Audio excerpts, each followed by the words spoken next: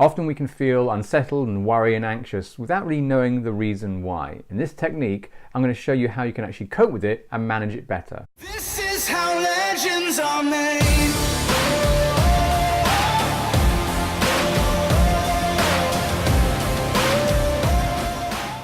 Hi there, my name is Ben Jackson, and as always I'm trying to find kind of techniques, tips and advice that can actually help you make a real practical difference in your life. And today was one about how we can reduce stress and anxiety. One that's not referred to very often. It's not one that's kind of very common for lots of different reasons. But nonetheless, if I can share it with you and some of you get some benefit for it or try it out and find some benefits, then that's all for the good. The principle behind this particular one is actually respecting the feelings we get. And what do I mean by that? So the sensations, the anxiety, the stresses, the worries, they have a sensation. We feel them physically. Our bodies can change because of them.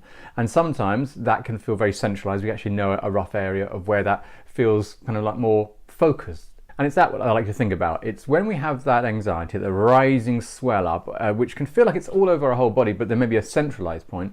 I want you to notice that feeling and then apply the next technique. But maybe first I'll explain that we are finding a way to communicate with this emotional response, this signal, if you like, of what our body is giving us. Don't forget, whilst we are feeling it, is a chemically induced reaction to how we're feeling about something. The emotions are kind of a chemical that are stimulated because of a reason, a situation. What we're going to try and do in this particular exercise is have a conversation with that part, so it begins to find an alternative way of corresponding or communicating to us. Now this may all sound a bit strange and odd, but it's surprisingly how effective it can be.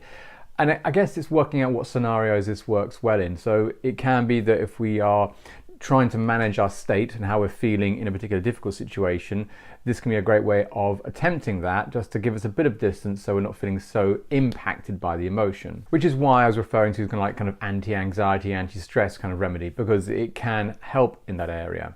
But let me work through the actual practical tips of how you're going to achieve this. So one, you'll have that feeling in your system somewhere, that part of your body which is reacting, and when you sense that, when you can actually feel that you can locate it a little stronger in one part of your body, I like to follow this next step, which is simply to, if you can, rest your hand on that area very gently and just feel the kind of the energy of that part of your body that's got that kind of anxiety or worry or concern kind of against your hand, and sense that it's there. And as you begin to sense it, just begin to notice your breathing a little bit, see what it's doing, don't change it, just become aware of it.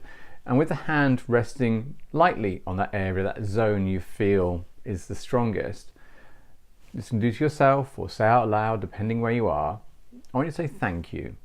I want you to really sincerely say thank you to that communication, to this part that's trying to give me a signal, some information that's kind of coming through so strongly. Now this can sound, as I say, very strange and very weird, but it can have a particular effect on at least calming down. That sense of acknowledgement, however you want to term it, being a kind of a conscious or unconscious acknowledgement of that feeling, can begin to change its intention, change how it's going to communicate, change how we're feeling. And it can be very effective in that way.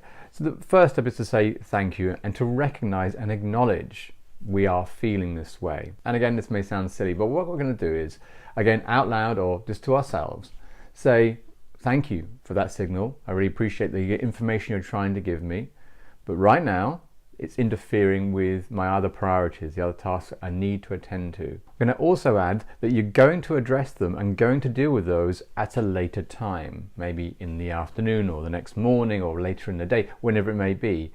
I'd like you to have that communication saying that when you're going to deal with this particular signal. And for right now, that will be enough, and then you'll deal with it. Practicing this little exercise, repeating it as well, can be very powerful in just getting us through some difficult emotions. So in this, again, bite-sized little episode, I wanted to offer you a very kind of unique way of approaching stress and anxiety, which may work for you, particularly if other things aren't. Try it out and see what you think. And as always, drop me a comment if you kind of feel it's worked for you. It'd be great to hear from you. And if you have enjoyed the information from today, then please give it a like or a thumbs up. But other than that, I will catch you on the next episode. This is how legends are made.